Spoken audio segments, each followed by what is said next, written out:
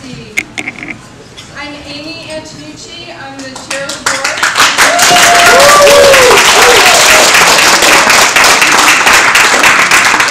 And we're really thrilled to have you all here today. Microphone. It's not. She's working on it. Amy, is it possible to move the stand about a foot that way? The light in the background of you is interfering with this. Yeah. Let Will do it. Have him move the corner of the building. No.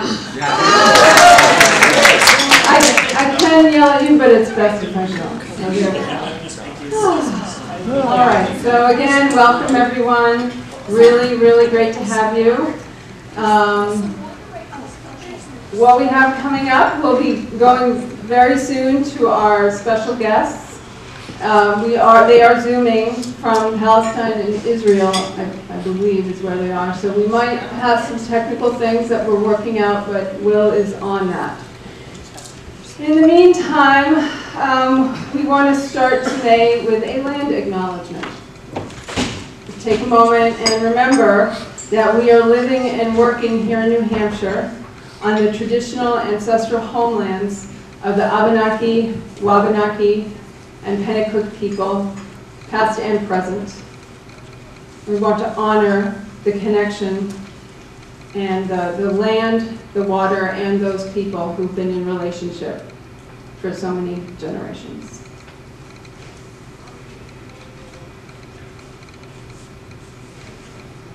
Thanks. How's it going, Will? Okay, so I'm going to give an intro of our speakers. That's, like I said, going to be the next thing. I don't necessarily, are both of them there? Okay, well, we'll get there. Okay. So we are really excited to welcome our speakers this time and honored to have Combatants for Peace with us again. Who here has seen or been with them, on person or not, maybe even through one of our programs before? We've been connected to Combatants for Peace for probably a decade. We've had great respect for the work that they do. If you don't know them, they are a group of former combatants from Israel and Palestine, people who decided, made a very conscious choice to put down weapons and adopt nonviolence as a way to find justice and move towards peace. It's really always been incredibly inspiring to us that they do this work in such a volatile, dangerous, high conflict place in the world. And the fact that they are still doing it now only further deepens our respect for them. What's going to happen is we will hear from hopefully both of them, and then we'll have some time for Q&A, which I'll try to moderate up here. I'm going to introduce, just one? Yeah. Okay, so then we'll definitely know who is going to start. So first I'm going to introduce to you Palestinian Ahmed Halou. We're also soon going to welcome Eli Abador, but I'm going to turn it over to Ahmed now, and hopefully by the time it's Eli's turn, he will be here. He's going to share with us his story and about the work that combatants do and what her... Can you turn the house lights down to make the screen a little, we will work on the that. image pronounced? Sure. Okay. So please join me in welcoming Ahmed.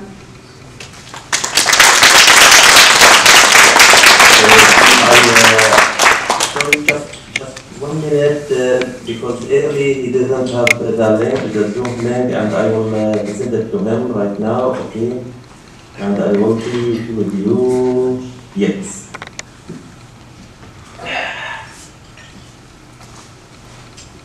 Okay, I'm ready. Hi. Do you hear me? Yes. captions on, please?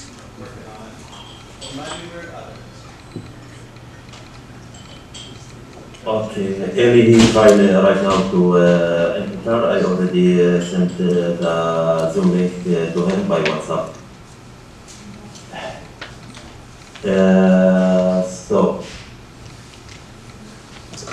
So how much time do I have to speak?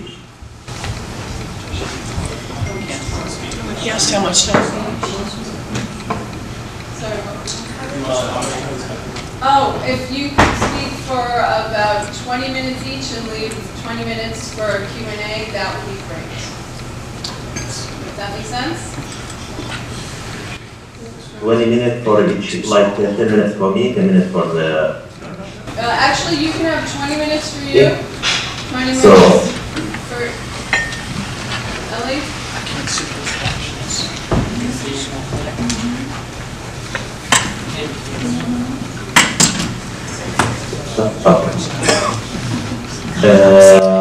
Sorry for that, but hi everybody. My name is Ahmed Al-Hilu. I'm from Jericho. I'm born and grew up in Jericho. But my grandmother, my grandparents from mother's side, they born in Akko. My grandparents from my father's side, they born in Gaza. And I have big relative family or big family, big members living right now in Gaza. I born and grew up in Jericho. My wife, she's born and grew up in Gaza.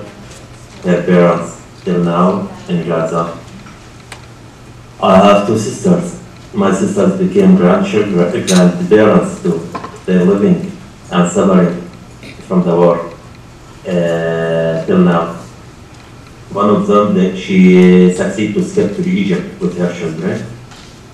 The other one, she's stuck now in the Balak. And she suffered a lot because, for sure, there is no food, no water. Even if there is food, there is no money to buy this food. There is no medicine, nothing. There is no life. Just the death smell everywhere. I grew up with my parents, my grandparents' stories about war 48, 1948, and also about the war 1967. Can you bring them? Because of that stories, I became hit the Israelis or the Jewish in general, and I decided to revenge. But it's pretty good now. In the first Intifada in 1987, I was 15 years old. And because I have a lot of hate, and I decided to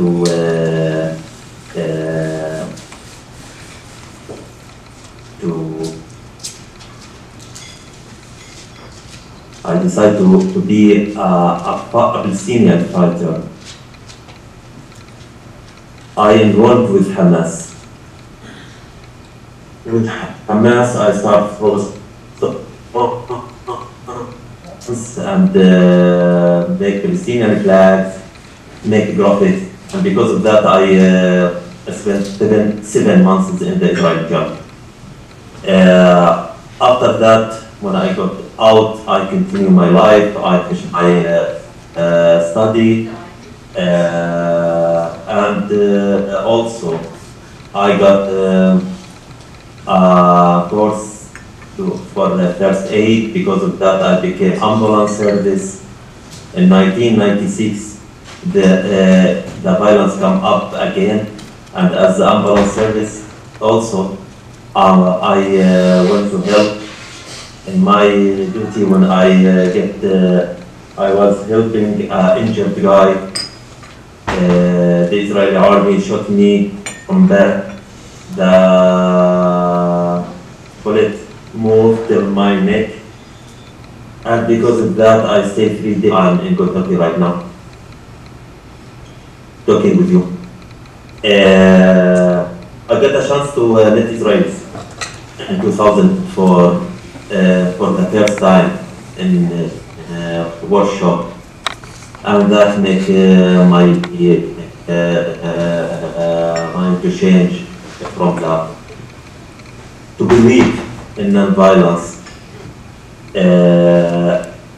I met advocates, but I left them because I don't have enough courage, enough confidence to work alone.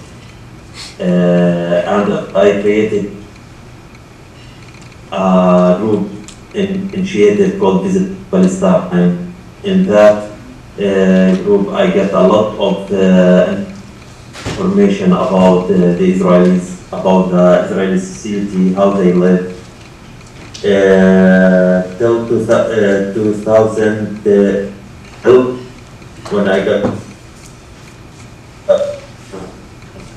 the chance for the Fair Memorial Day. The Memorial Day is the biggest event, Combatants for Peace making.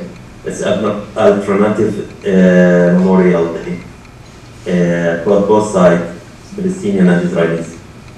So after that, I decided to continue with the Combatants and then back for struggle in non-violence till now. I am now a board member in Combatants and lead also a non-violence communication group in the Combatants for Peace. We work a lot. We work a lot as a peace active in this area. Work a lot as a peace active to prove that the non-violence struggle is the best and is the only way that we can save ourselves, we can save our friends, we can save the land also. But the extreme people from both sides, they decide to destroy everything, destroyed our life, make us very many upset and angry guys. In Combatants, I learn a lot about the life. I learn about a lot about how to create it, how to save, how to accept the other. But in general, as what we see right now, the war in Palestine, the war in Gaza, thousands of people killed, thousands of people get injured, thousands of people they get homeless. Big genocide has happened in Gaza and no one cared. A lot of kills everywhere. Children, women, old men, no one cared. Because I think they are Christian, they are Arabs. I take care about all the humans, Palestinians, Israelis. The first day, the 7th of October, I called my friend. He lives the road also in Tel Aviv, everywhere in Jerusalem, to check. How are you? After 2 days, the Israelis, they start to calling me and ask me, how is your family in Gaza? Till now, I lost more than 80 relatives. 81. Each one, he has a name. He has a story. Or she. He has a dream. He has a dream. Sorry. He has a name. Now, how can I continue my life in this? As I said before in the beginning, my wife, she born and grew up in Gaza, and her parents right now in Gaza. Just today, they shooting, bombing close to their house. And 5 children from the neighborhood they killed. In any time, maybe my sister will be, or my nieces, my nephews, or my parents-in-law. And in the same time, I called my Israel friend and I asked him, how are you? Because I believe for the future. I believe to live all together, Palestinian and Israel, as equal in this place. Thank you so much to give me a time or chance to meet you and to talk with you. And I will give the mic to you to continue. Thank you.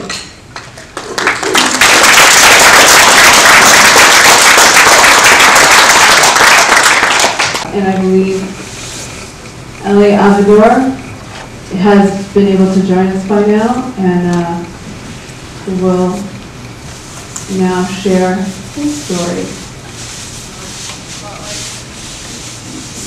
Can I start with maybe I'll start with Combatants. Just to let you know about the organizations we are part of. Combatants started in 2007 or 5 when a group of Israeli soldiers from elite units from the Air Force felt that continuing what they're doing in the army is just being like boats in the cycle of violence of the system, of the conflict between Israel and the Arab countries and mainly Palestine, the Palestinians. And they sent a letter to the defense minister of that time and told him, we're not ready to continue serving, mainly in the West Bank, I think it was. And this is in a time where the army in Israel was a sacred thing. Once any general in the army says something has to be done, everybody bows and says yes, and gives all the money to that needed to the security, and nobody asks questions about the army.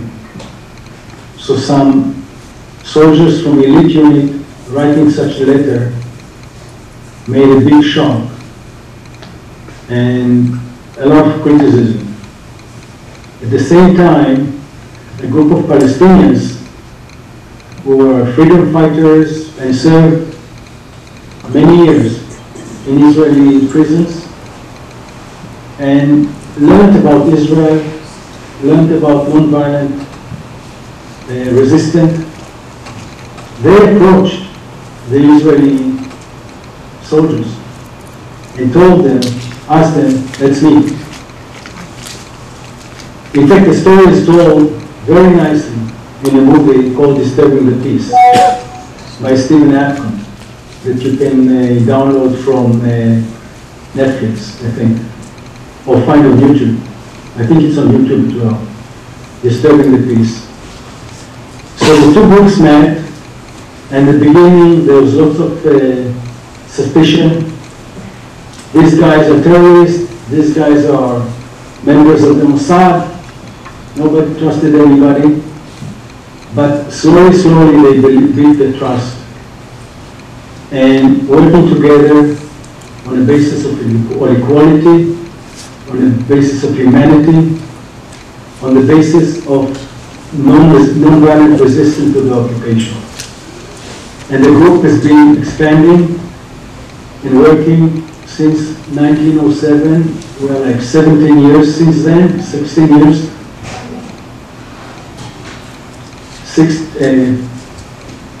No, 19, sorry, 2000. Something like that.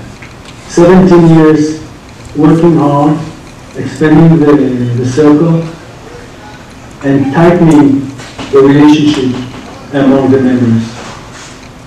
And we've been through wars, the endless numbers of wars in Gaza, in Lebanon, and the group is holding together in spite of all the violence that is happening around. And Ahmed told you about what was happening among us. It was a very, very hard time. October 7, October 8, October 9, and we are a year later, and not much changed. At the beginning it was extremely hard among us, but the ties that we have among us, the friendship, we're a family. No political action, no army movement can break these ties. So, and the movement is active in education. We have a group of Israelis that meet for 3 months, learn about the conflict, go to the field, hopefully to be leaders in this area. And we got a very huge donation from the European Union to do the same thing with what we call the Freedom School in Palestine. Young Palestinians meet, learn about the conflict, learn about non-violent resistance, and hopefully join our lines.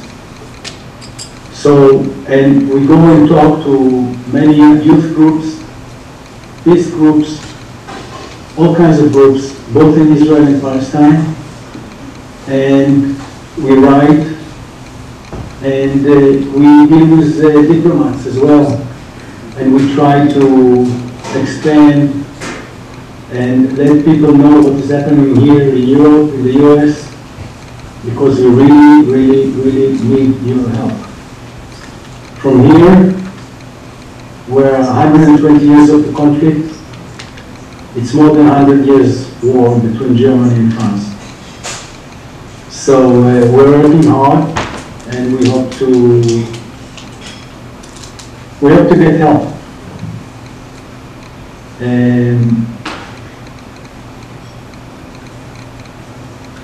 So now I'll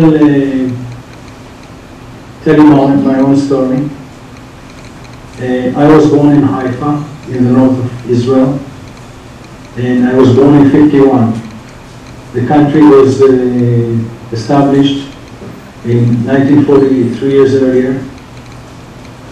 The family history is that my grandparents came from Germany in 1905 already.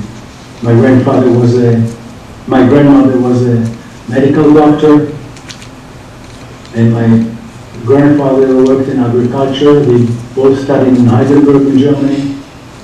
And they went and came to Palestine at that time, from Germany to the swamps of Israel Valley in the north of Palestine.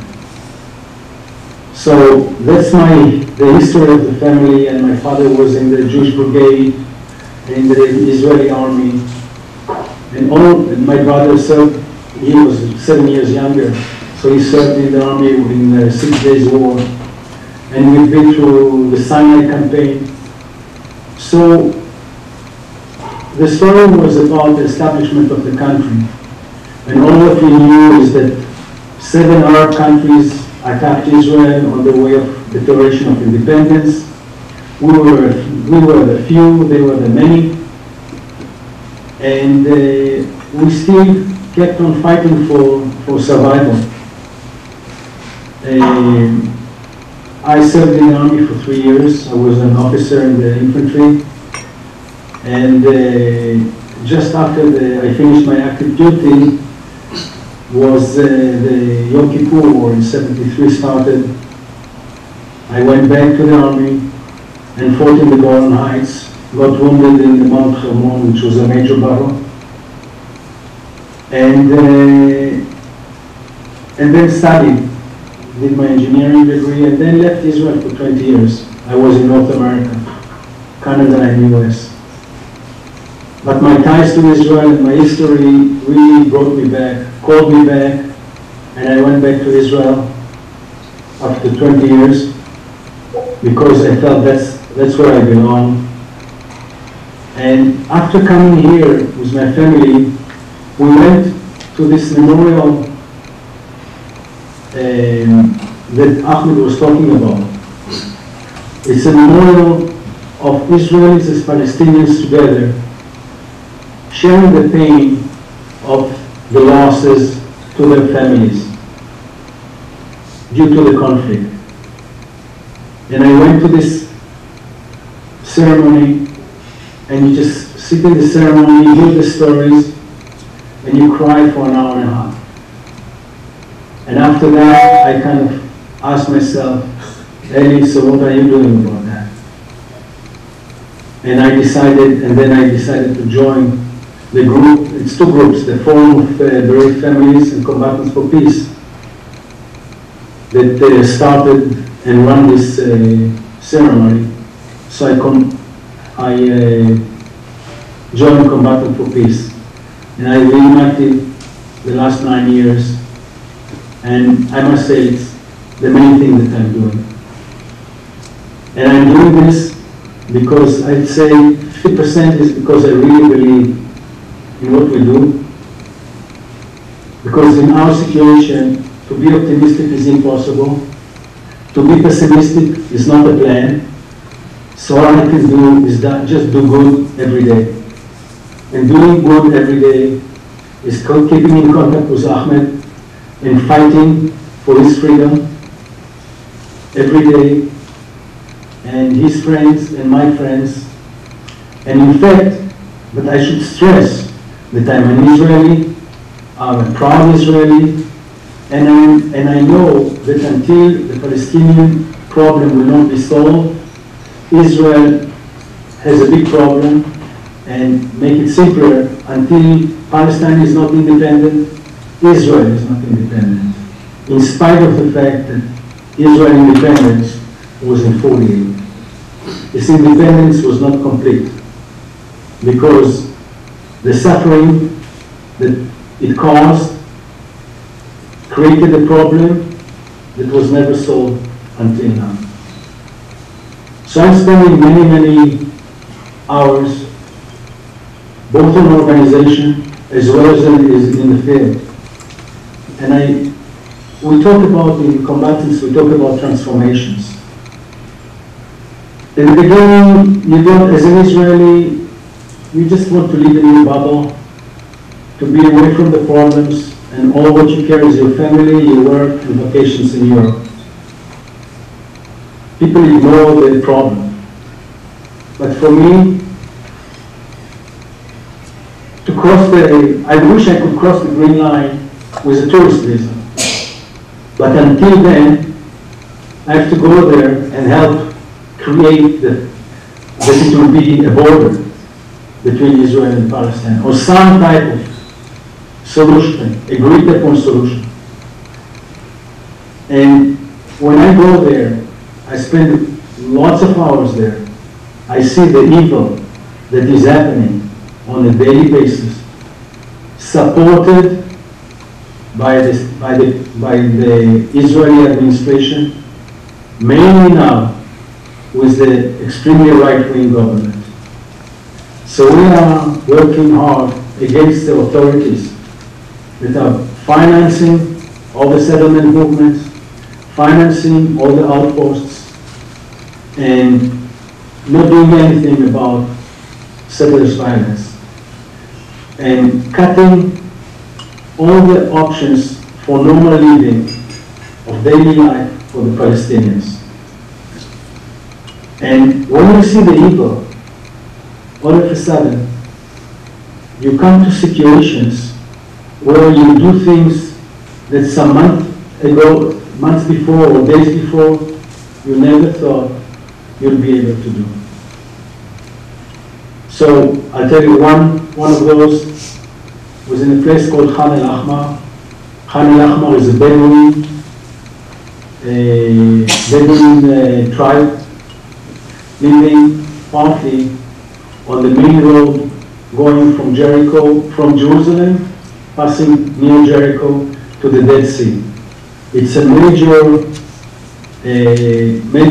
road for Israel to get to the Dead Sea and then south to Eilat. And they don't like the Jalim tents, Jalim communities living by this road, and they want to move them, relocate them. But according to international law, you're not supposed to relocate the residents of the occupied land, let alone bring in citizens of your own country to the occupied land. And we were supporting this community by going there. Every week I went there and I slept there at night, waiting for the army to come and try to demolish the houses and relocate the community.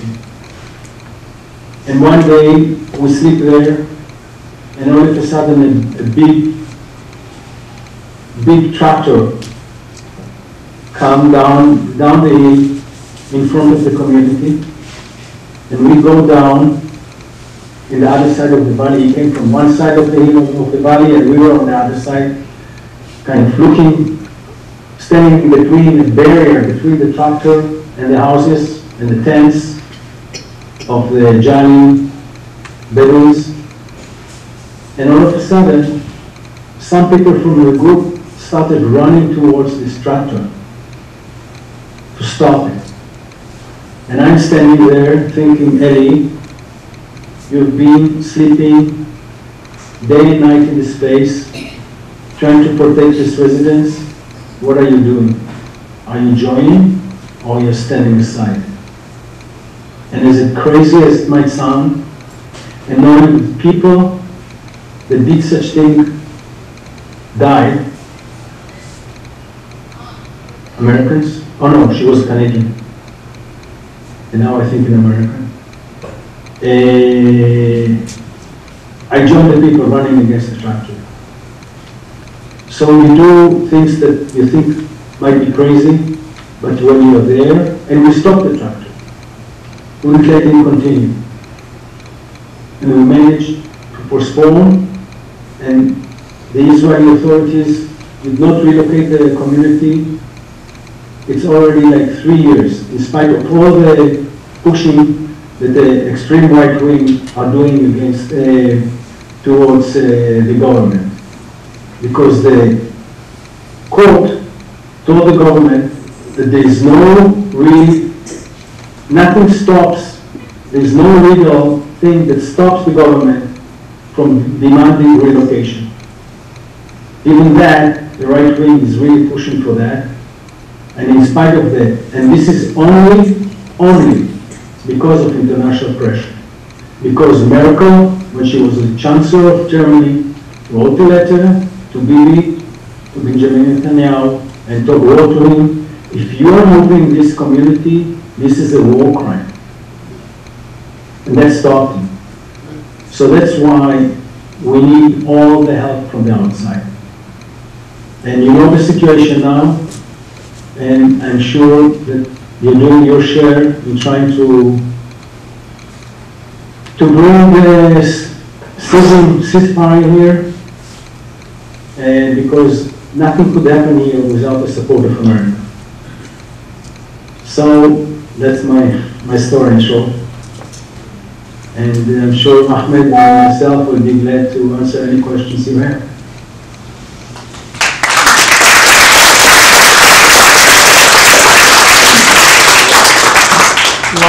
Lights, now. Okay, thank you so much for sharing.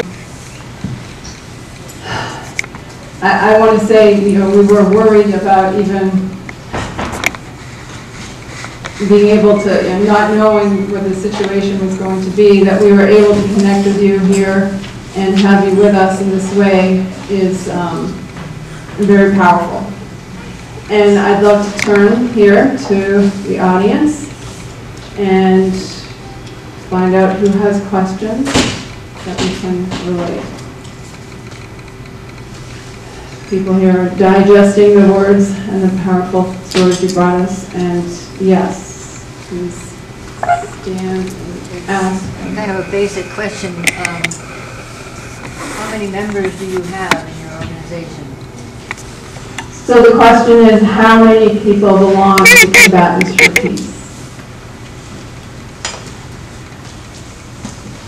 Which one of you, maybe you can raise your hand and, or, yeah, go ahead.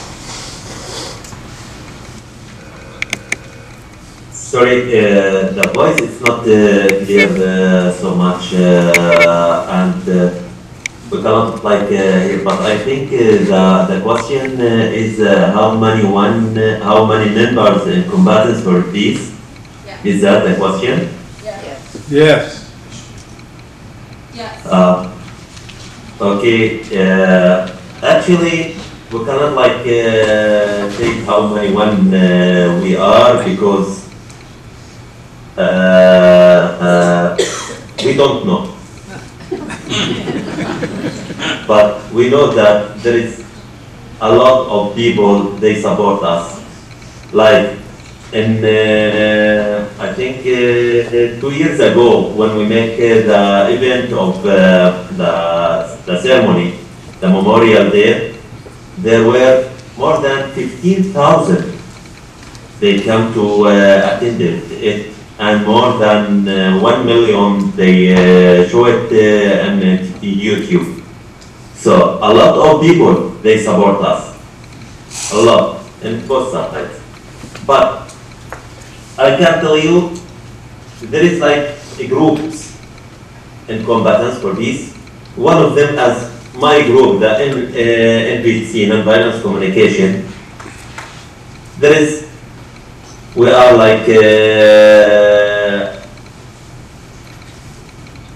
15 working all together, meeting each month all together, and to learn the NVC. And there is also, we have the Madrasa in the Israeli side, and the Freedom School in the Palestinian side. And each one there is more than 30 or 40 members. So many groups working on the field, and many of the members, around 10. So exactly, I cannot, as I said, I cannot tell you the member exactly, but we are a lot, but not enough. We are a lot, but also not enough.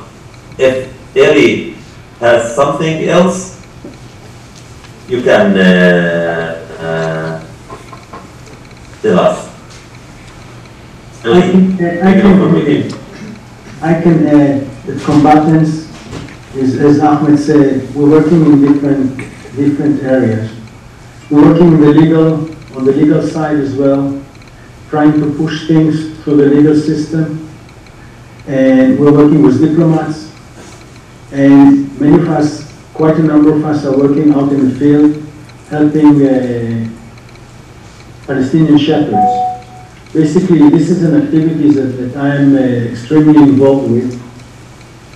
And basically what we do there, and we do there together with other groups. One of them is the Jordan Valley Activists. And basically we go down tomorrow. Tomorrow I'm going to get up at 3:15 a.m. No, not 3:15, 4 a.m. At 4:45, I'm starting driving in the morning. I'm starting driving towards the Jordan Valley.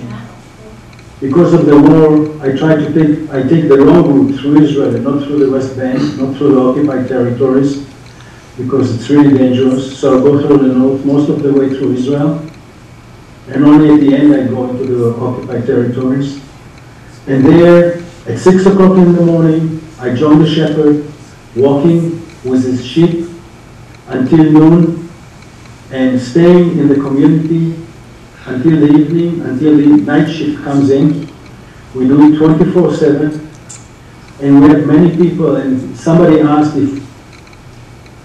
do we get new members? Because of the violence of settlers, lots of people are joining.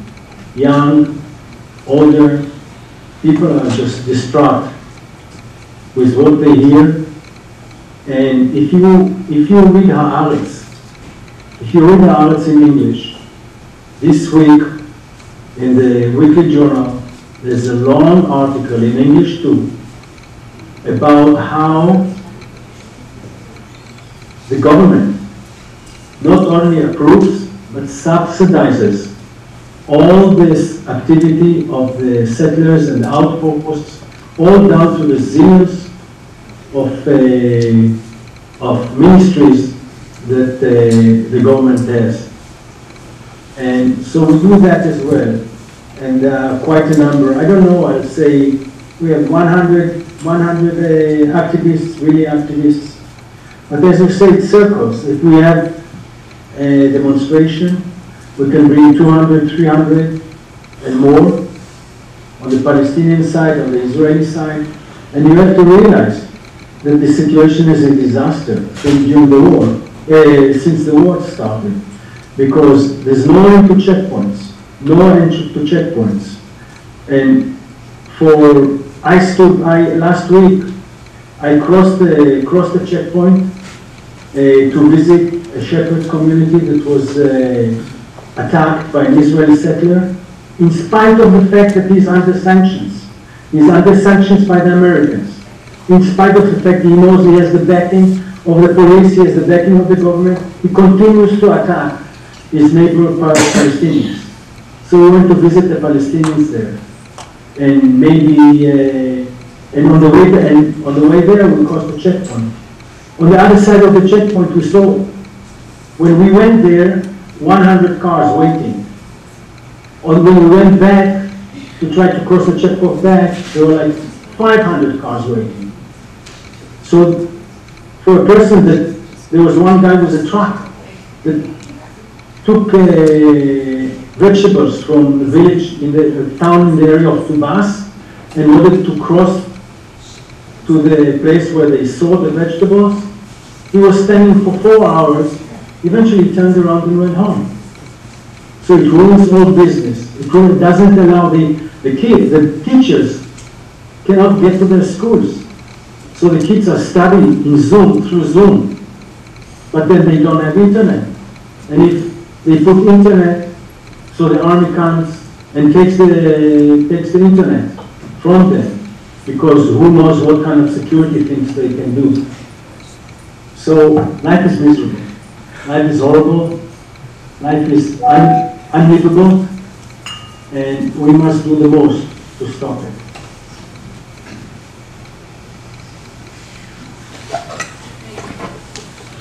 And practice of nonviolence. Okay, so the question was that in the midst of such misery, Arnie, tell me if you got this right, what allows each of you to stay committed and doing this work nonviolently? Did I get it right? That's good. Yeah. Jeremy, Ahmed, and Ellie? Yeah. I can, if you can hear me, I can repeat the question that Arnie asked. Can you hear me okay? Yes. Ellie and Ahmed? That was Arnie Albert asking a question about what it is, and Arnie, please say it again if I'm not getting it right, what it is that keeps you in a nonviolent frame, given all that you have experienced. Arnie, did I capture that okay? Sure. What makes it possible? What enables you? What makes it possible to keep a commitment to nonviolence? What makes it possible to keep a commitment to nonviolence?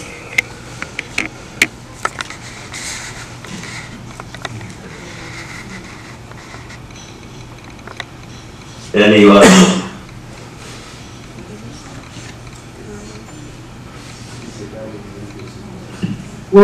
Thanks for the question. We've been through the violence. We fought each in our way. And we saw it gets us nowhere. And you're stronger as nonviolent, much stronger as nonviolent. We're standing there as a barrier between the shepherds and the violent settlers, or between the settlers and nowadays they pick up the olives from their olive trees, and the settlers harass them and attack them whenever the olive trees are close to the settlements. So we're standing in between, and we document. We document, we call the police, we call the army. Our weapon is nonviolence. Our weapon is the camera. Our weapon is talking to you. That's our weapon. And we know this is stronger. We know that that's the way to respond. Because, listen, I'm going tomorrow to a community that suffers 50 people, 12 adults, 30 kids. The most gorgeous kids, young kids, older kids. It's like a family to me. And one obnoxious Israeli outpost kid, 17-year-old, drives everybody crazy. He comes with an war-torn vehicle, drives through it, middle of the night, drives through the community. He goes and he plants flags, Israeli flags, all around the community. He drives, when the shepherds are out in the field, he drives his ATV into the herds. Sheep that are pregnant, running out, running away, losing their babies. One kid, 17 years old, you want to chop his head, but you know there's no point. Once you push, you lost. So we keep our hands to our pockets, take cameras, take pictures, report, write event numbers, report to the embassies, and ask for diplomats to make their move, ask for we took tours. Last Friday I did a tour with 12 diplomats from the EU, from Britain, from Netherlands, and they saw violence. They were shocked. But these young settlers don't know from Adam. They behave to the diplomat like they behave to me. So this is really strong. We really feel strong about nonviolence, and Ahmed can tell you, because he's running a whole group teaching about nonviolence and how strong it is, and the strength of being nonviolent. By the way, in last February, the Israel army arrested me because they kept my home in Nile and arrested me. They put me in jail for one night because I was one of the peace active organizers in Jordan Valley. This is the strong. This is the power. This is our power, our energy. The Israel government, they don't like us. They against us. They try to stop us. But we understand the fear. We understand why they want to stop us. And we will continue. We will continue. We cannot stop. We cannot give up. Our struggle as in non-violence is the best way, and we know that. The only way to reach to our target, to reach to our aim,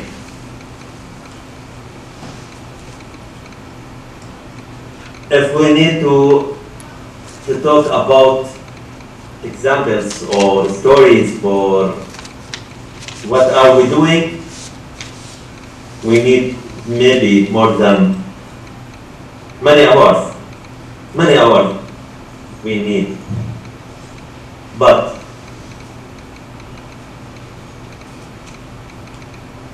Eli told you about the Al-Fan Al-Ahmar. And also, he tells you about the olives harvest. You know, to be all together, Palestinian and Israel, to meet each other time, and to work all together, to feel equal and same heights, that really make me believe and make me more stronger to continue my path. Thank you. For you to them is my understanding. Thank you, firstly. Thank you. Thank you for your resilience. Thank you for your courage. I want to offer, my name is Jahan Hamid Mohammed Al-Bisi. I want to thank Ahmed for his smile of resilience. That he can smile, it's a lot. My question is two parts. One, is it your perception, each of you, that it is a majority of the people, civilian people, that want nonviolence and the coming together that you are practicing, modeling, and observing? Is it your experience that there's more resistance because of the hostile genocide against that pathway, the nonviolent pathway? That's one question. The second part is, are the various mechanisms of the nation state of Israel and those that are calling for ceasefire and those seeking peaceful resolution, whether in Egypt or Qatar or where these conversations diplomatically are taking place, are they inviting you and your group to these peacemaking efforts? Thank you. I'm going to take it one at a time. The texts are up there. Is there any chance that you can see in the chat, Ahmed and Ellie, are the captions picking this up for you? First, I'm not even sure you can hear me. Last question at all, so I can't repeat it. But I can certainly start asking the questions that are in the chat, if that would be the best way to go. Yeah, we don't have much more time anyway, so actually hold on. Can you hear me, Donna? I can hear you. Okay, so... And Ahmed, can you hear okay now? I can hear you, Dana, just, but so clear, yeah. Just Okay. Try your question right into the mic. Okay, can you hear me now? Okay. I just want to say thank you. Thank you very much, both of you, for the work that you're doing. And thank you, Ahmed, for your smile of resilience. I'm not sure how you can smile, and that you still are is a gift that I thank you for. And how is your perception that the majority of the civilian populations in both of your situations, are they supportive of your nonviolent pathway forward and your cooperative efforts? Is it your perception that it's the majority of the people who want this pathway in the face of this genocide and hostility? And how much and to what extent are you both invited into the peacemaking processes and efforts underway at more diplomatic or state levels? If that's not the right words maybe, but how much are you involved, engaged, or able to engage in those efforts? And thank you so much, and thanks. Thank you. Okay. Let me say like that. This question is really, it's so important and so big. But not in this time.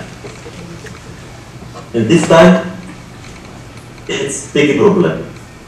Because now the violence, it's like rise up everywhere.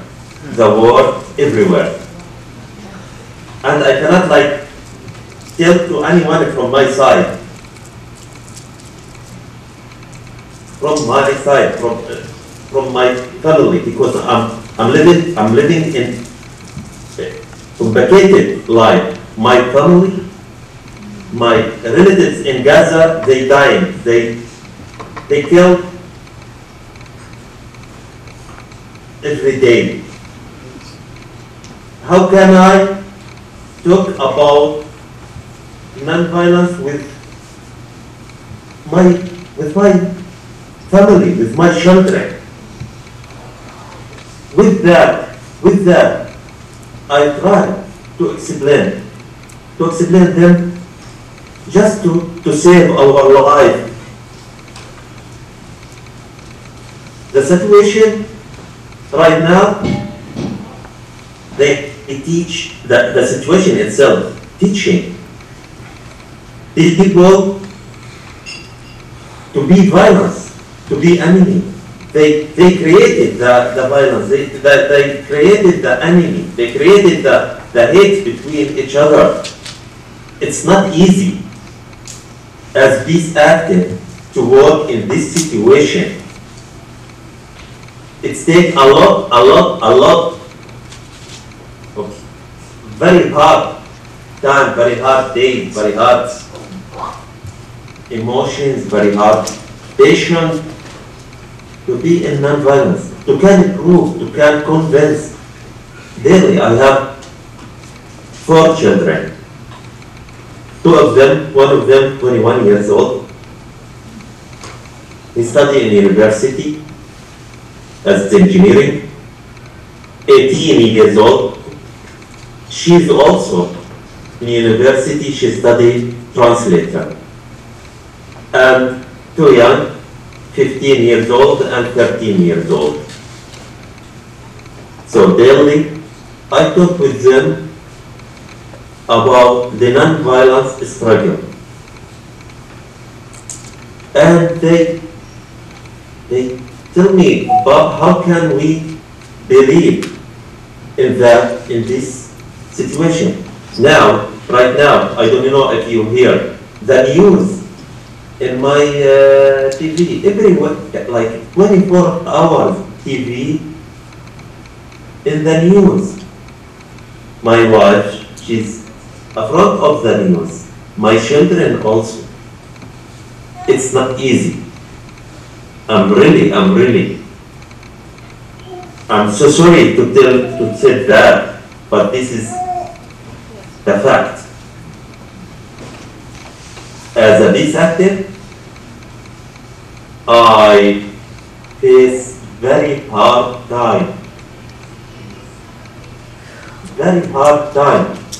and I got attacked many times from also around me. But if we go back before the 2nd of October, in the last election, the Palestinian side, it's happened in 2006. Hamas lose in Gaza and win in the West Bank. So, in Gaza, they lose. Most of people against Hamas, and they don't want Hamas.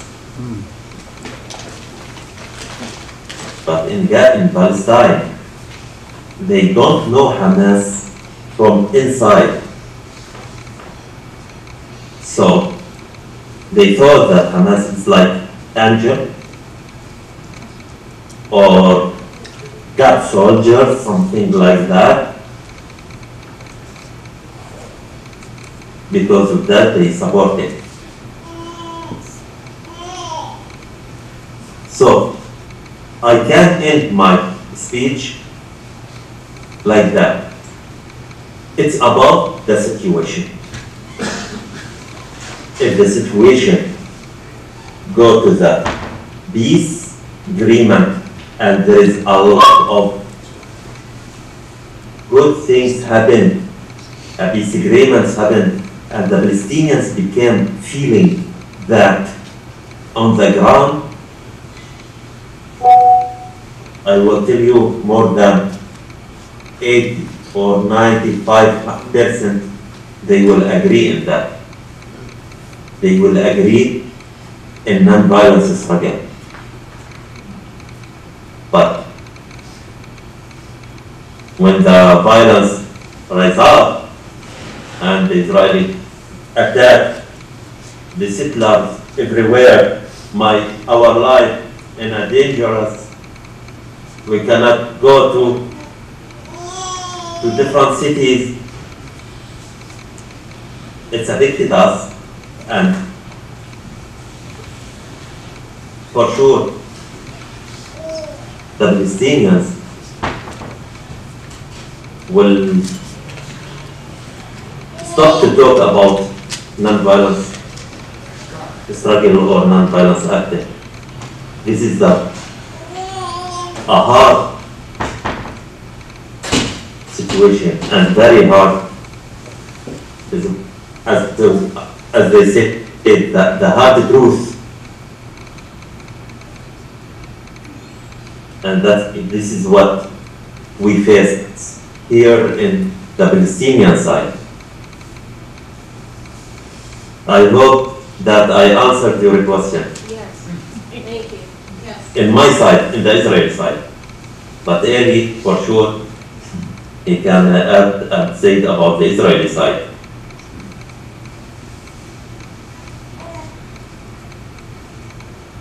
Yeah, there's no question. It's for people that believe in non-violence, people that believe in talking to the other side, people that are trying to humanize the other side. It's very hard times, very hard times. Our job now, I think, is to stick together, not to fall apart, to be, as Leonard Cohen says, to be this crack through which the light goes to shine on the darkness. It's very important that we will survive this. And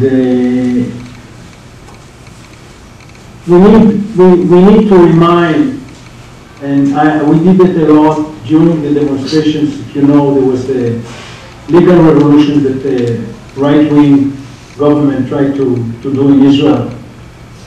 And thousands and hundreds of thousands came out to the streets trying to stop this big change that the government tried to do, Hungary style.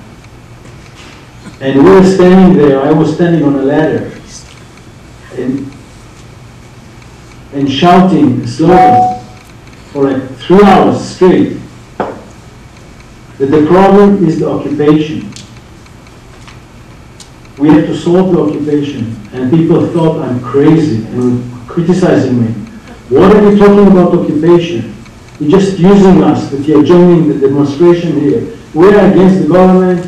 We want to change the government. We don't deal with the Palestinians now. And I try to bring it to their hearts and to their brains that the problem is the occupation. And every problem, people don't realize, but what is happening in the occupied land, the segregation of law, the apartheid, the settlements, the stealing of land, now it's in the occupied territories. Tomorrow it will be in Israel. People didn't want to listen to it. So it's very hard. It's very hard because people lost trust. People lost trust. Mainly after the atrocities in October 7, when they said that people that worked in the communities across the border were the ones that brought the Hamas or the citizens to commit all kinds of crimes. So they tell me, what do you mean you believe Ahmed? Once you turn around, he'll stab you in your back. And I have very little to say based on what happened last year. But I'm telling them, Ahmed is my family, Ahmed is my brother. For whatever it is, I have no rationale, I believe him. He'll never harm me. If anything, he'll protect me, like I protect the other side. I protect him, try to protect him. So it's hard time, and we have to survive it, and not to give up. Not to give up. As I said before, it's hard to be optimistic. Being pessimistic is not the plan. All I can do is do good. And Krishna, you had a question about guns. So I'll just say that we do not carry guns. We don't even carry sticks. We do nothing.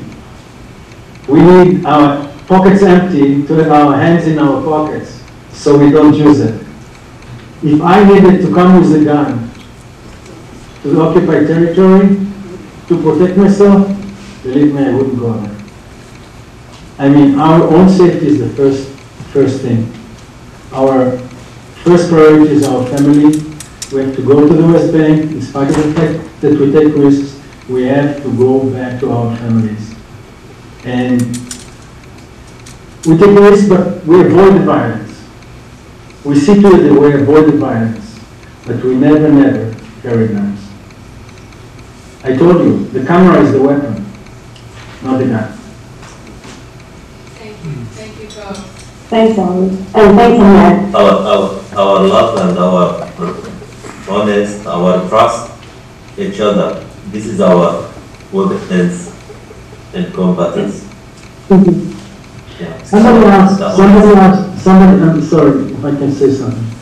Somebody was writing about joining demonstration and sorry that there's very little effect. So all I can say, two things I can say. I mean, we know the political system in the States. You know your representatives. Your representatives are local. You write to your representatives. And if you want, we have letters you can send. And I assume you have your own letters that you send.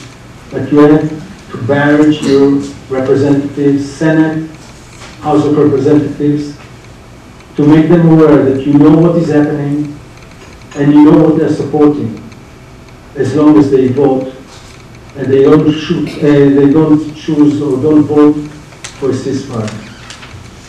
And the other thing is, we need help, financial help too. So So it will be very good if you go on our site and look for the donation part and send donations, because we have expenses.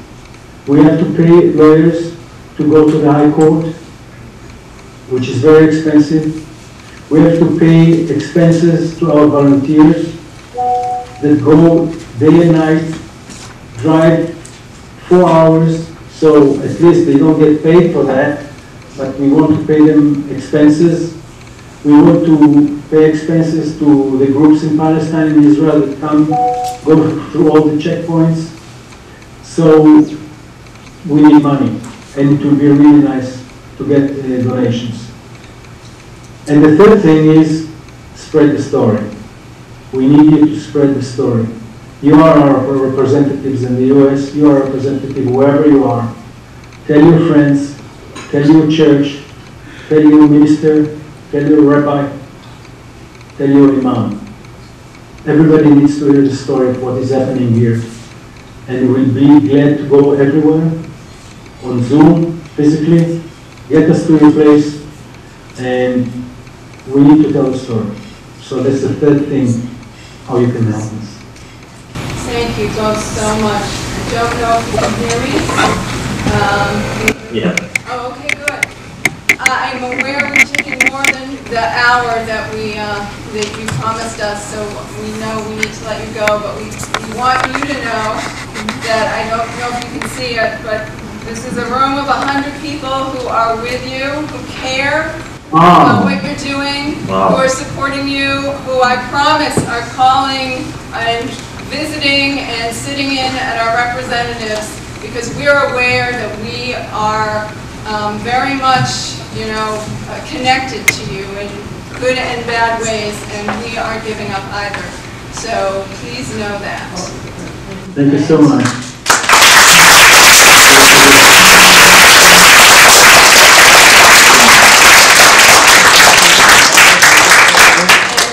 Thank you.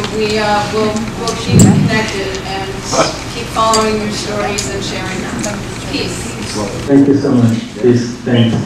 Thank you. Yeah. Thank you so much, Melody. Thank you so much. Never forget this. Thank you. Thank you very much. Bye. Bye-bye. And so,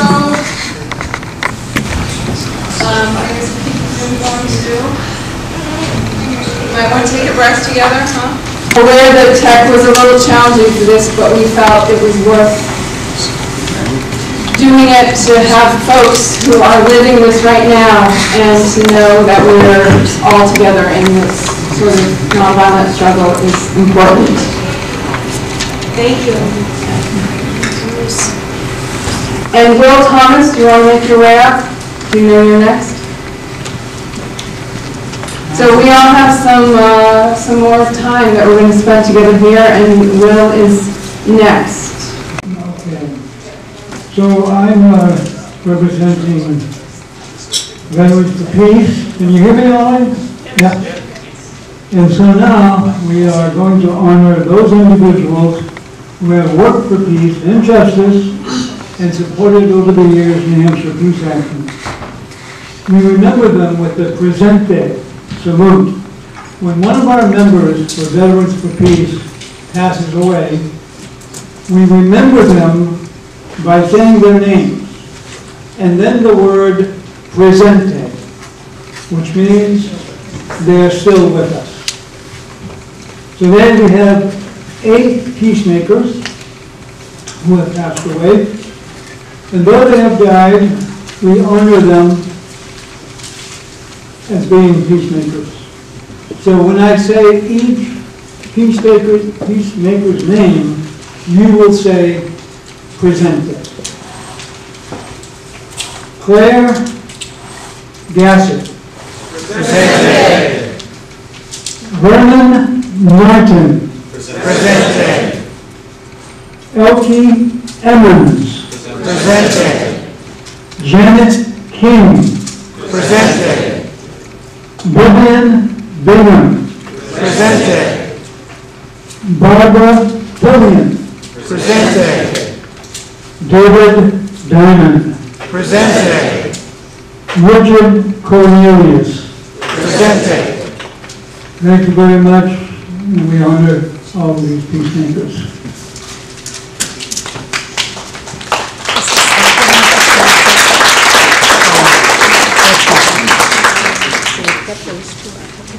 I'm so happy to see you all here. I'm Chris Hansen. I'm a member of the board for New Hampshire Peace Action Education Fund, and I want to relay some highlights from the year, and they're also available in the program. So I'll try to be quick and not boring as I present this, but it's been very encouraging. I'll start with the peace and justice conversations that we have every 2 weeks on Monday nights, and one of the outstanding efforts that we've been making over the last, 3 years now, I believe. And we've had outstanding speakers and programs, and one of the things that stands out for me is where some of these folks are joining us from, and I've noticed in the titles on the various Zoom screens that people are coming from all over this U.S. in several states, and we've had a number of people from Canada and probably other states and countries that I'm not remembering, but it's been very impressive. We've probably hosted at least 1,500 people over this past year for this series, including in our speakers and presenters have been people like Phyllis Bennis of the Institute for Policy Studies, Robert Ozzie, a New Hampshire journalist, Janamal Abdi from the National Iranian American Council, Lisa Baudouin of Disability Strategies, Rishi Gurudavan, and Jeremy Love from Back from the Brink, and people from Witness for Peace, from Veterans for Peace, including Will, wherever Will is, as you know, and Will Thomas, Will Hopkins and Will Thomas. Others have been Tarak Kauf and Will Thomas, Arnie Alpert, Dan Messina, and Joel Berman from Braver Angels, and Sandra Rice Hawkins and Bill Maddox of No Hate, New Hampshire. These are just a few of the people that have presented for the 1,500 who have attended our series and have been viewed more than 1,500 times in individual Zoom meetings.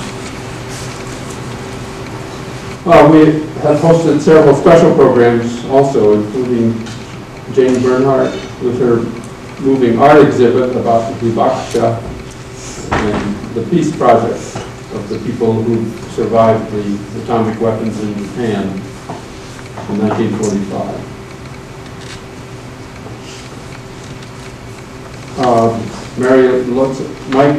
Merriman Lutza of the AFSC with the Israel-Palestine and Basics of International Law, Sandra Yarny and Janet Simon and Rasha Mahmoud have updated us on the status of Anas Abu Sur, who was imprisoned by the Israeli military. She's the director of Aida Youth Center in Bethlehem. We've also hosted several New Hampshire Peace Action acts online. The sessions have included Jeremy Love from Back from the Brink, a workshop on how to write letters to the editor with Steve Varnum, and a bird dog training from Elizabeth Bialowski. And during these events, we get tips and instructions from our guests on how to write effective letters to the editor in various newspapers. And just a reminder that also calling our legislators, our Washington legislators, if they get 6 calls apparently on a topic at the same time, on the same days, they'll put that on their agenda for discussion, and so that's a way that we can magnify our focus on particular issues. In this case, of course, especially the war going on in Palestine and Israel. And now recently expanded to Lebanon. Our weekly legislative action alerts, which are prepared by Amy and Doreen to send out to people to help intensify our collective concerns.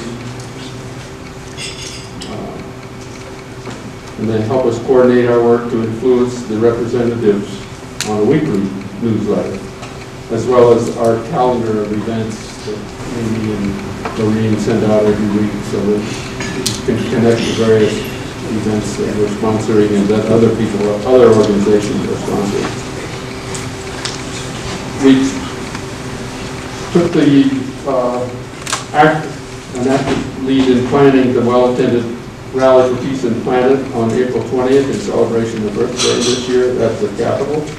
And we teamed up for that with 10 other organizations to bring strong voices to speak out on nuclear disarmament, climate change, and the military-industrial complex, and big money in politics.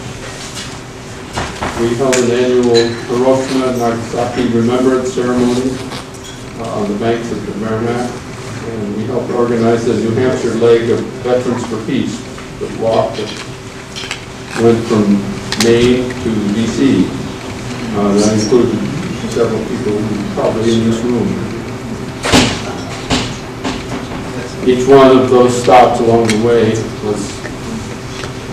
included a presentation by the Veterans for Peace who were walking. New Hampshire Peacemaker Project has been very active this year with several peacekeeping assignments over the past year, supporting the LGBT community at pride events, at the Teetotaler in Concord, and at school board meetings where tensions over transgender student rights were on the line, and some of those issues are still pretty lively in the state at this time, so we're paying attention to all that. We've provided peacekeepers for a number of movies at the Red River Theater, and for films especially about Palestine and Palestinian rights, and at the Concord Multicultural Festival and several other events in the state. One of the things that happened as a result of the peacekeepers' work was that Peace Action and the Palestinian and the Peacekeeper Project themselves attracted some unwanted attention from a North Country state rep who waged a multi-pronged attack on her work, and he published an unhinged attack on X, formerly known as Twitter. Why they always get that extra boost to their work. Can you name him for the record, please? No, Sorry? Can you name him for the record, please? I don't think we're supposed to do that. Name the legislator? Yeah. I'll find out, never mind. Yeah, I won't name him. I'll enter it. I won't name him. There were more than one anyway. He brought several other people into their campaign, but it attracted the attention of the New Hampshire Attorney General's office and the far right, the national far right wing news media. The investigation found nothing, and the AG's staff were very apologetic about having to make an investigation and praised our work and our compliance with the law in terms of how we conduct our nonprofit organization. And we've also been invited by some other nonprofits in the state to give them suggestions on how they can make sure they're in compliance and not attracting this kind of lunatic attention. Lastly, with the terrible events since October 7th, we've become very active, of course, in the Palestinian and Israeli conflict. And many people have been left feeling overwhelmed, but we've also moved to act in various ways. And along with some of our ally organizations, especially the American Friends Service, AFSC, and Community Church of Durham, the Jewish Voice for Peace organization for New Hampshire and Vermont, and Veterans for Peace. We've been part of and helped bring together the Coalition for a Just Peace in the Middle East. So there is a website in the program, the New Hampshire Coalition, NHJCPME organization, and that's the organization that sponsors vigils I think a couple of times a week at various legislators' offices.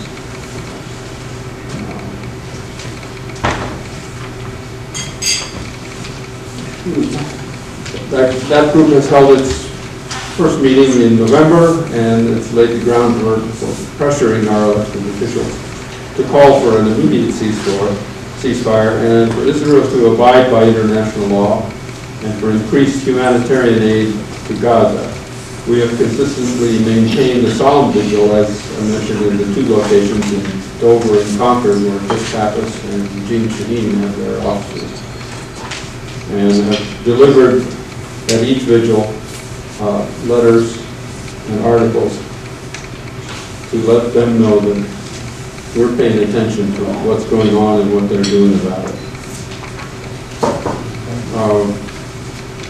We've supported with our staff time and our physical support efforts such as the Ride Against the War in Gaza, the bike trip that Bob took to Washington and to deliver letters to our people, our representatives there. And Minding New Hampshire's unpublished Jewish Voices for a Ceasefire.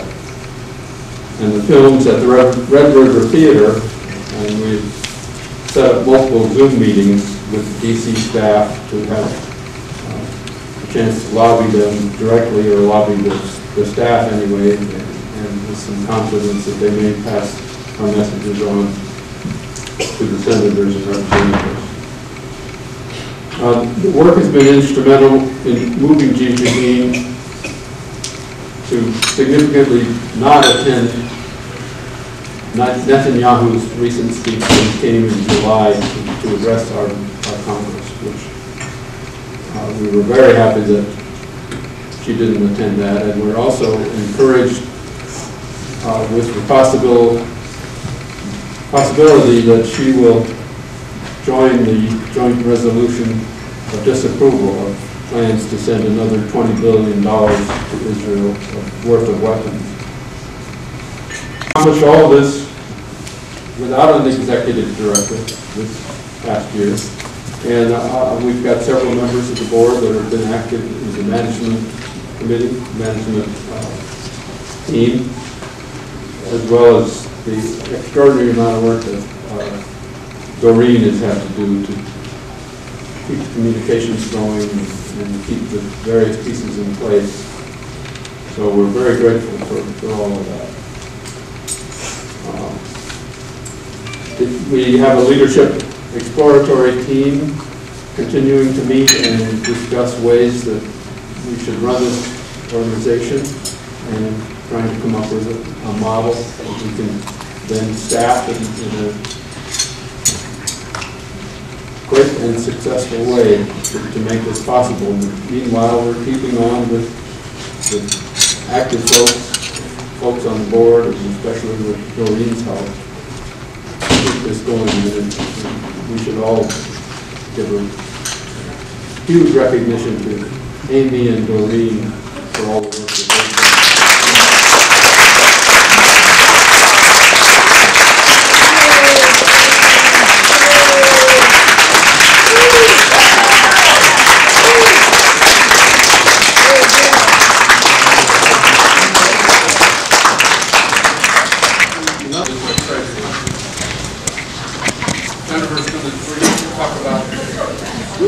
I'm picking pockets for peace. So everybody pull out your wallets and lay them on the table. I'm coming around and collecting them. I want all your plastic too. I'm just kidding. I gotta keep my fundraising quite short though, because we are over time. But I just wanted to let everybody know that, yeah, we are looking to raise at least another $5,000 tonight to reach our goal of $10,000. However, we have a stretch goal, as you can see, at $15,000, which is why I want all your plastic too, all right? And we are looking to sign up 20 more monthly sustaining donors here tonight. Now, who in our audience is already one of our monthly sustaining donors? Please raise your hand. Woo! If you've got someone at your table who's a monthly sustaining donor, please talk to them and find out why they feel so inspired to be giving monthly to the New Hampshire Peace Action, and then sign up yourself. And to all our monthly sustaining donors, thank you so much for supporting all of the great work that the New Hampshire Peace Action has been doing. We appreciate all of your support. You heard Chris just mention all of the different events and sessions and trainings and things that are being done throughout the year. We want to keep up that work, and we want to expand that work and do even more. So please do give as much as you can. We would really appreciate it. And I'm going to hand it back over to Amy.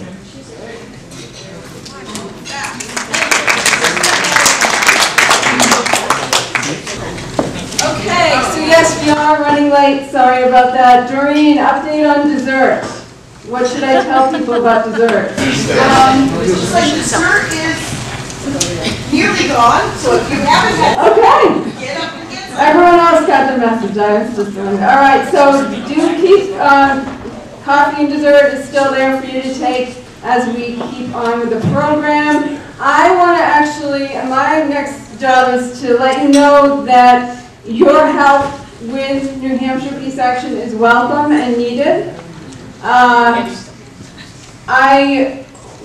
In one of the legislative meetings that we had recently, I said to the staff person, you know, we know that this is your job. For most of us, this isn't our job, this is our life. And we are aware how critical it is in the world that we're doing this work that we're doing, and you're all already so involved, I know, and we hope that you will stay that way and even do more if you feel moved. Just talk to me and Doreen. We'll find a way for you to plug in more. And with that, I think I'm going to kick off the awards part. Oh no, wait, here's a thing you can do today. Sarah Smith, Sarah, is going to be heading to DC and hopefully meeting with all the New Hampshire reps down there in about a month. And she would like to bring with her petitions with our signatures about the joint resolutions of disapproval that Sanders is bringing specifically about Israeli weapons.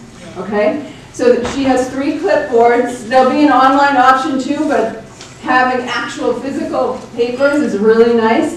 So we're going to have those go around. Sarah, do you have pens? I do not. Yeah, okay. So she'll be doing that. And please sign that before leaving if you want to. Okay, Jennifer's going to talk about the Peacekeeper training. So we're going to have an award ceremony now. Do people know that? Yeah. Okay. Now, I want to admit something.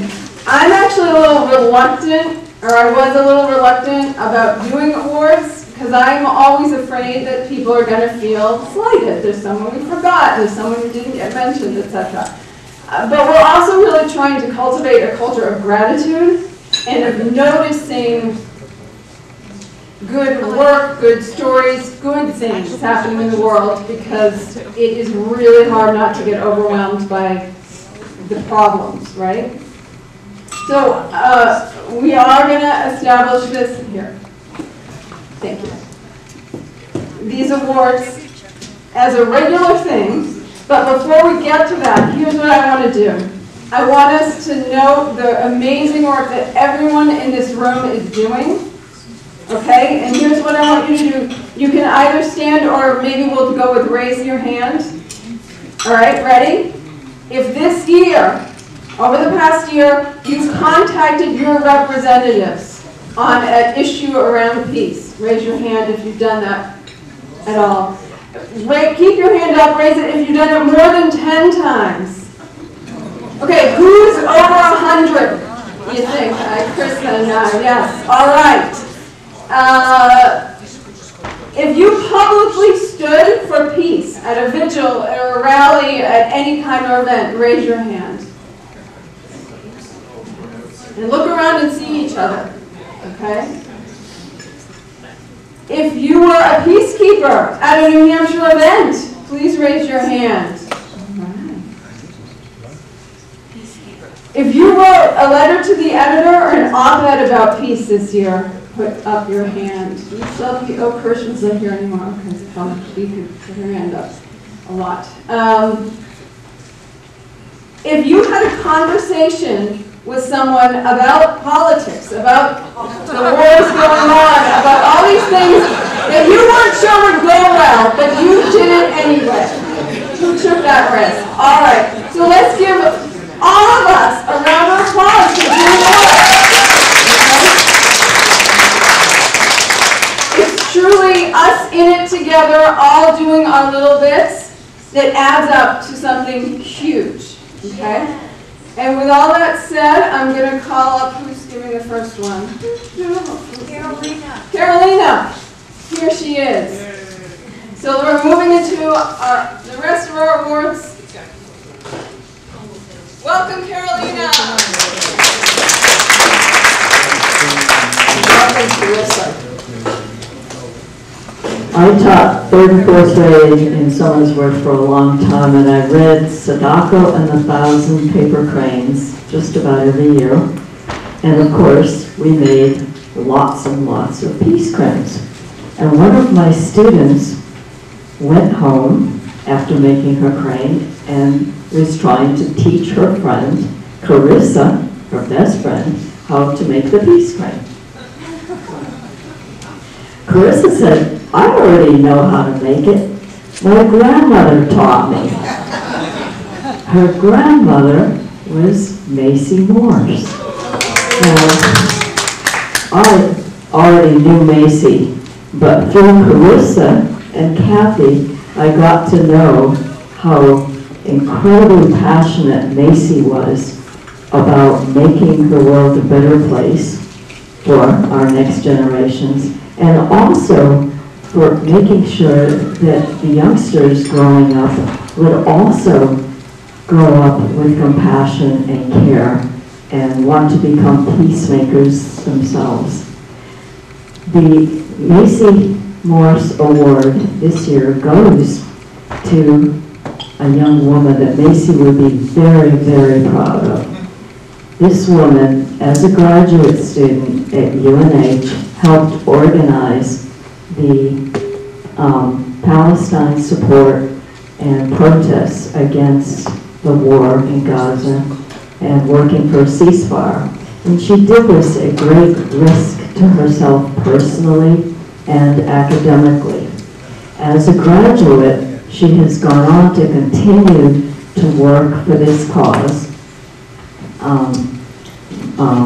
She has moved from the area, but she is continuing to work to protest and to educate people about the injustice in Palestine.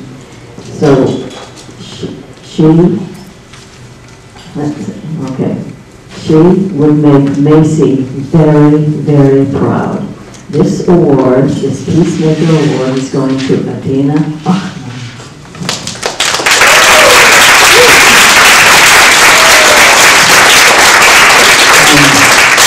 We wish her the very best as she continues to work for peace in Palestine and the world and for climate justice. Thank you so much for your work, Adina.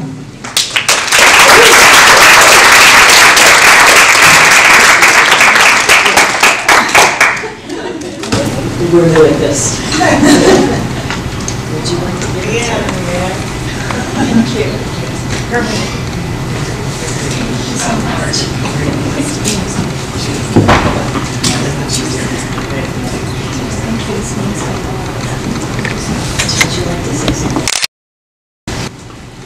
so much. Thank you for giving me an award named after Macy Morse. I am not an American. I moved here to the United States nearly a decade ago, and learning about her work and her history of New Hampshire activism and getting an award after that means a lot. Over the past year has been really difficult, watching a genocide live streamed online and feeling helpless as life goes on. You're supposed to go to classes and not really acknowledging what's happening, and it felt really dystopian. And so it was an honor over the past year to work with amazing, brilliant, brave students at the University of New Hampshire with the Palestine Solidarity Coalition. I feel awkward accepting this award myself for my name. Like, I feel like this is more towards the students of New Hampshire, especially University of New Hampshire. When we started, there was no Palestinian group, any group that was speaking on Palestine on campus. And we did not have experience doing this kind of activism. We just started with a rally in November last year, and within hours of that rally, the governor of New Hampshire, Sununu, had condemned us and called us anti-Semites, that we were inciting genocide by protesting genocide, for calling for peace, for calling for freedom and liberation in the land of Palestine. It was an honor to organize the Palestine Solidarity encampment in May, even if it only lasted, an hour before it was swept by the state police in riot gear. But the fact that hundreds of students stood their ground at the risk of our careers, at the risk of our safety, at the risk of everything, unarmed, against state troopers armed with assault rifles, was incredible, and I don't think I will ever forget that experience. And I know we only were able to make that possible because of this amazing community we have in New Hampshire, not just the students, but all the people that the state likes to refer as outside agitators, the students, the faculty, the community members in Durham, the media, people who stood by us, people who stood for justice, people who could see what was happening in front of them and call it what it is, injustice, unfair, and stood for peace, even it came with sacrifice. And so for that, I am really, really grateful. Really grateful that we have this community. And as we have seen, the Republican Party, the governor, Democratic Party, all these representatives, the university administration, they're all united. They all do not care about the constituents think. They do not care what the students think. They do not care what all of us think. So it's important we also stand united against them. We do not let them divide us. We do not let them think of, oh, it's just a student thing, it's just a certain demographic. No, we have to stand together. And regardless of what we might think is the best way to, or the solution, or to the answer to what is going on in Palestine and Israel, regardless of if we believe in one-state solution, two-state solution, how would that happen? I think we need to acknowledge what we in New Hampshire can do, and that is New Hampshire is not an isolated, or a completely separate area. We're not just doing this symbolically. New Hampshire has very strong material ties to the Israeli military and providing weapons to what is the ongoing genocide. New Hampshire hosts Elbit Systems, BAE Systems, 6 Hour, many weapon companies in our backyard. There's BAE Systems headquarters, their main corporate office in Manchester. Right on our University of New Hampshire campus is a 6 Hour warehouse full of ammunition that they ship to Israel, ammunition that is used by settler violence and by Israeli soldiers. So I feel like we all should come together and unite under helping cut this weapon finance industry, help cut funding for these weapon companies, help get these companies out of our state. We're over here talking about peace. the weapons don't serve any like they do not help peace. The whole business model is to fuel violence, to have violence so they can still sell their weapons, so they can still make millions and billions of dollars. And I hope that we can all, over the next year, over the future, come together and continue fighting them. I know there are a lot of UNH alumni here, University of New Hampshire alumni here. I request that you write emails, cut your donations, withhold your donations, and pressure the University of New Hampshire Board of Trustees to divest from weapon manufacturing companies, to divest from war, to divest from genocide, until there is peace and justice. Thank you.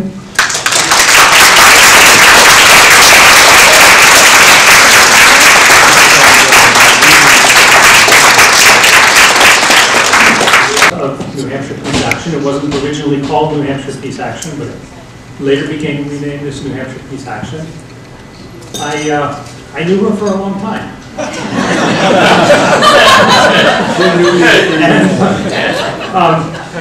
I think maybe sort of by osmosis, I feel like I learned a few things from her, and a few things about maybe lessons that I took in about organizing for peace and things like that. One of them was that work towards peace is never done. But that doesn't mean it's not important. It's still extremely important, and even if you don't see the gains that you're making, it still makes a difference. It's still important to do. A second thing is that she always felt that whenever you're doing some kind of action for peace, whether it's, well, she tended to work in the background, actually. It was mostly my dad who tended to be out in front and at the vigils and holding up signs and things like that. He was a more outgoing kind of personality. But my mom tended to be in the background. She tended to be in the back office with Arnie and others, doing maybe more of the mundane kind of work. But one of the things that she always said was that when you do some kind of event or some kind of organizing, make it social. Bring food.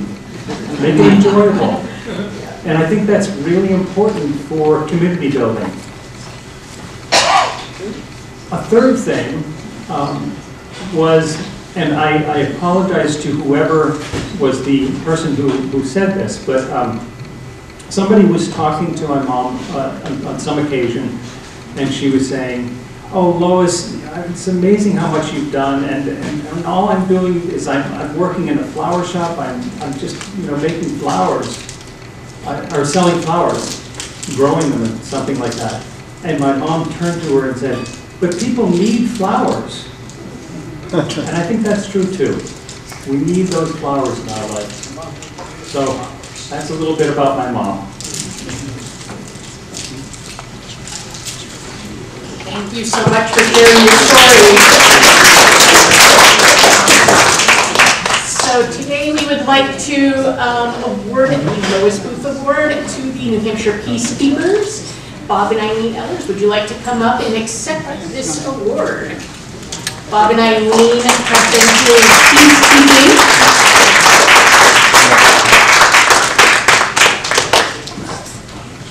I don't know how long you've been every Friday in Concord. They're at the Equality Center, making sure that people are able to access their health services without being, well, they do get a little harassed, but they make sure they make it in there, and they provide support to people who really need it. And so we really appreciate the work that you do, and I wanted to give you the opportunity as well, if you would like to say why you feel peacekeeping, what you do is so important, and why you do it. If you'd like to. Good afternoon. My name is Bob Ayers, and this is Eileen. And we've been peacekeeping not so long, only about 2.5 years. And it's really been an adventure for us because we try to stand in the background a little bit. We're not really out there that much, except on Friday mornings. And so we always enjoyed our experiences with peacekeeping because we really feel like we're doing something. We get to be there, give them A lot of people come up to us and say, thank you for being here, and that's what we're there for, to be a presence, to provide de-escalation, and maybe some sense of security. But we're not the police, but we certainly sometimes feel like it. We've had a lot of different things we've gone to. We've gone to school board meetings, we've gone to pride events, and it's amazing, two of us were assigned to the Portsmouth Pride event, and guess how many showed up? 5,000. It's simply an amazing event. I'm Eileen. We're lucky that many years ago, when we both retired, we became active as escorts at the Equality Health Center in Concord, where we help people get in past very aggressive, rude, shouting, intimidating protesters. We put our bodies on the line. From that, we got interested in an event coming up called For People's Campaign, and we were trained to be nonviolent civil disobedience people. And we were arrested, along with some of the people in this room, for preaching about the immorality of war and the money that's gone to war rather than peace in our land. From that, we graduated into peacekeeping, and we respond when the call goes out to be there as an ally, as a welcoming smile to the people who have events. They're very often voiceless. They're intimidated by society. They're underprivileged in the way that we are privileged, that we can move about as we are. Most of the events have centered around the LGBTQI community. Their experiences have touched us deeply. Some of the events are happy and joyful. Some of them are dangerous. We were at Teetotaler when the neo-Nazis came and tried to shut that event down. Bob and I are married. It's only been 54 years, so we'll see how that works out. We go home together, and we have time to process what we've experienced, whether the accolades or the threats. We are willing to divert attention onto ourselves so that our participants can enjoy their time in peace. But sometimes it's a difficult day, and we go home together. We have the luxury of working that out. Many of our peacekeeper colleagues go home without that advantage. So this award, and I'm sitting with several of my peacekeeper colleagues, I can say means so much. Volunteers need morale building. We have each other's backs, but to be recognized with an award like this is everything. So I think if I can be both humble and elated at the same time, let me say for all peacekeepers, thank you, thank you, thank you.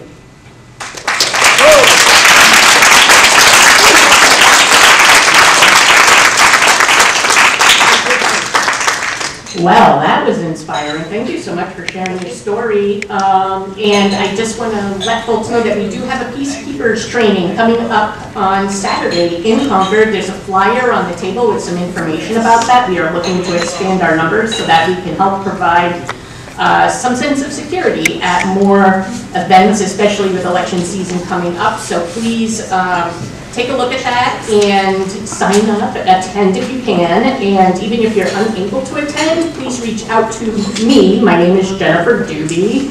I'm at 350 New Hampshire, and I'm on the board as the treasurer. You remember that, right? I'm still raising money here, so just go ahead and reach out to me, and I can help set up a training. It's free. We really want to build up our numbers and have more people like Phil and Eileen out there. And yeah, and don't forget to give some money to the Peace Action. There's many ways that you can give. We've got Venmo, Cash App, we accept checks and cash. And don't forget your credit cards, I'll take those. All right, back to Amy.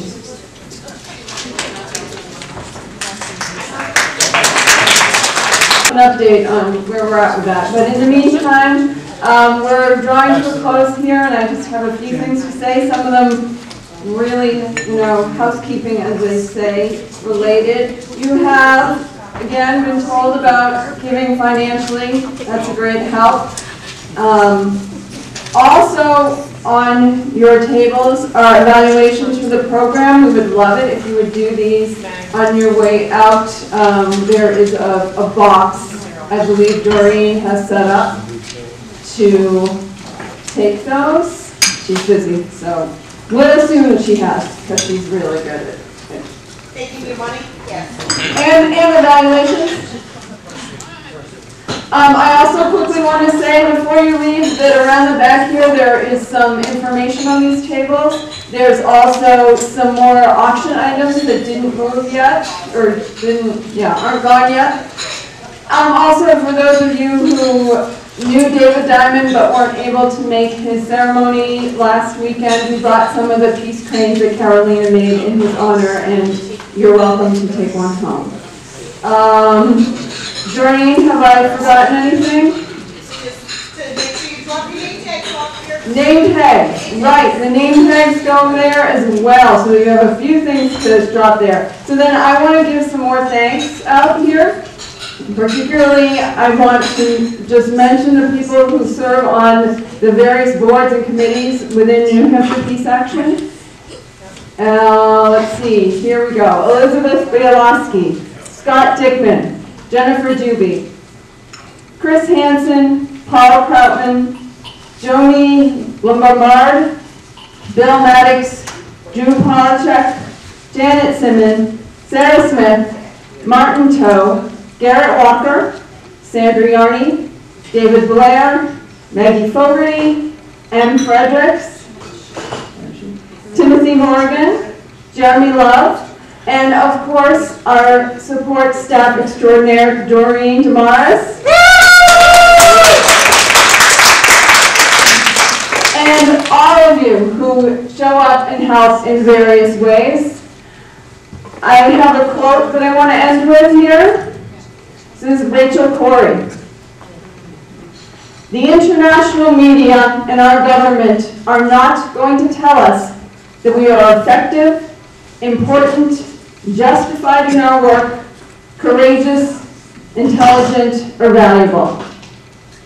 We have to do that for each other, and one way we can do that is by continuing our work visibly.